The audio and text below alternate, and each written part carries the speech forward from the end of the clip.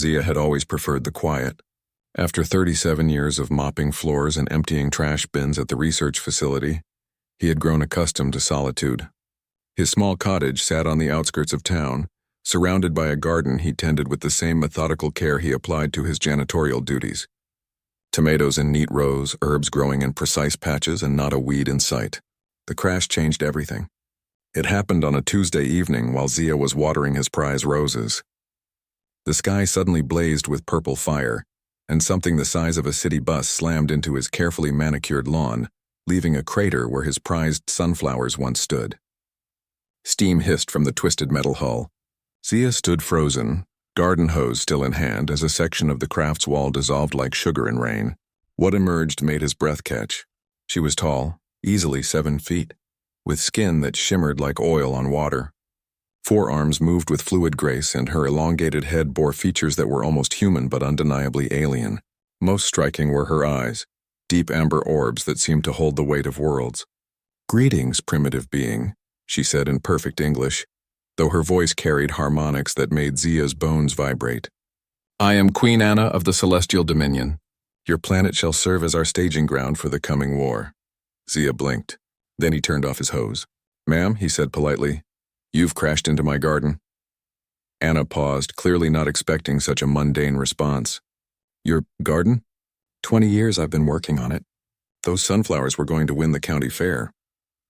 Zia walked closer, examining the smoking wreckage. "Are you hurt?" The alien queen's forearms flexed in what might have been confusion. "I am a conqueror of star systems. I have laid waste to entire civilizations. Why do you ask about my welfare?" "Because you're bleeding," Zia observed, pointing to a green substance dripping from a gash on her forearm. "And because it's the right thing to do." That evening, Anna found herself seated at Zia's kitchen table, her wound cleaned and bandaged with human medical supplies that shouldn't have worked on alien physiology, but somehow did. She watched in bewilderment as the human prepared something he called tea.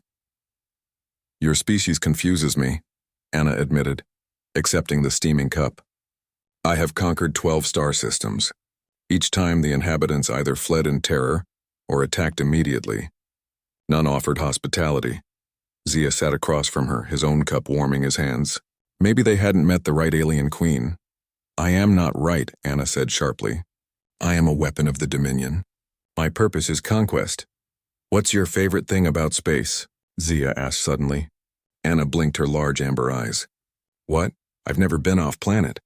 "What's the best part?" For a moment Anna was silent. When she spoke, her voice carried a wistfulness that seemed to surprise her. "The nebulae near Kepler 442. They paint the void in colors your language has no names for. And the silence, true silence where thought becomes crystal clear." "Sounds beautiful," Zia said softly. "Why leave it for conquest?" Anna's expression hardened. "Because that is what I was created to do. The Dominion breeds queens for war. I am genetically engineered for command, for strategy, for... But what do you want to do?" The question hung between them like a bridge neither had expected to find. Over the following days, Anna's ship remained inoperable while automated repair systems worked.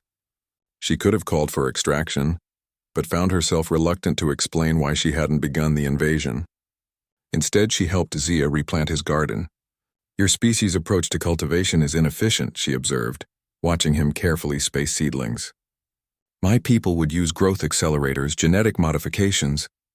"But then you'd miss this," Zia interrupted, holding up a tiny sprout. "The waiting. The wondering if it'll take root. The small miracle when it finally breaks through the soil." Anna examined the fragile plant with 2 of her arms while using the others to mimic Zia's planting technique. "Inefficient," she repeated, but her tone had softened. "Sometimes the best things are." That night, Anna accessed her ship's communication array. The Dominion's war marshal appeared as a hologram, his crystalline features sharp with impatience. "Queen Anna, you are 3 cycles behind schedule.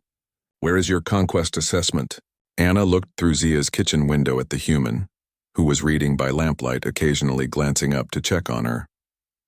"The planet is complex, Marshal. The humans possess unexpected qualities." "Explain." "They are kind," Anna said slowly, as if testing the word, "without strategic purpose. They offer aid to enemies. They find beauty in inefficiency. The marshal's image flickered with displeasure. Such weaknesses make conquest easier.